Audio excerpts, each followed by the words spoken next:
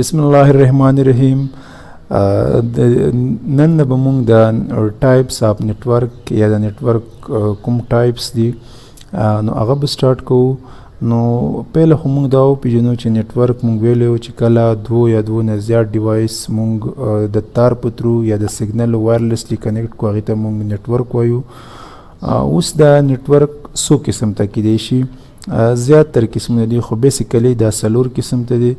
یو ته ویلی کېږي پین پرسنل ایریا نتورک، بل ته ویلی کېږي لین لوکل ایریا نتورک، بل ته ویلی کېږي مین میټروپولیټن ایریا نتورک او بل ته ویلی کېږي وین وایډ ایریا نتورک. نو نن لیکچر کې به مونږ پین ډسکس کوو، پرسنل ایریا نتورک. نو د نوم نه پته لګي چې کله هغه نتورک یا هغه ډیوایسز چې هغه پرسنلی مونږ کنیکټ کو. مثال کې طور پر ما سره یو موبایل دی، هغه زه کوم لیپټاپ سره کنیکټ کړم نو څه شو پرسنل ایریا نتورک.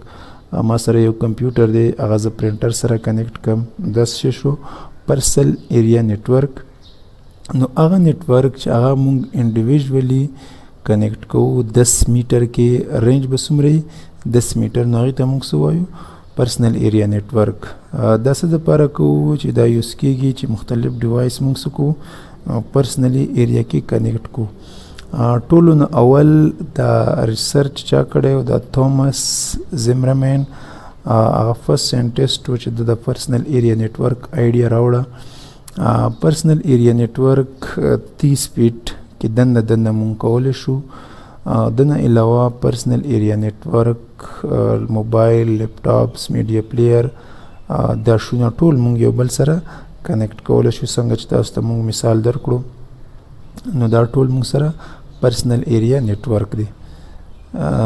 دا ډایګرام که تاسو وګورئ دا زموږ سره یو لیپټاپ دی، دا بل لیپټاپ سره موبایل سره هینډ سپری سره بل موبایل سره نو پرنټر سره ماوس یا کیبورډ مختلف ډیوایسز مونږ څه کړي دي خپلو کې کنیکټ کړي دي ته مونږ څه وایو پرسنل ایریا نتورک.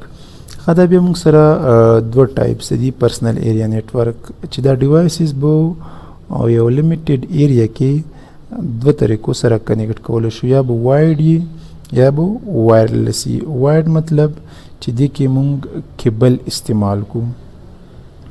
کیبل استعمال کو څنګه چې دې ته ورکړی دی چې یوزینګ یو ایس بي مطلب یو ایس بي مونږ ولګو کمپیوټر ته، یا ایکسټرنل هارډ ډسک ولګو مونږ کمپیوټر ته، یا پرنټر ولګو کمپیوټر ته.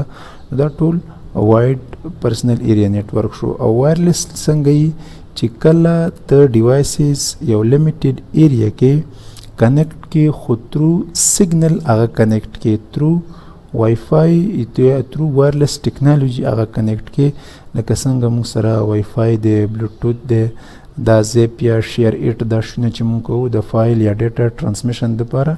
نو دا ټول موږ سره پرسنل ایریا نتورک کې راځي.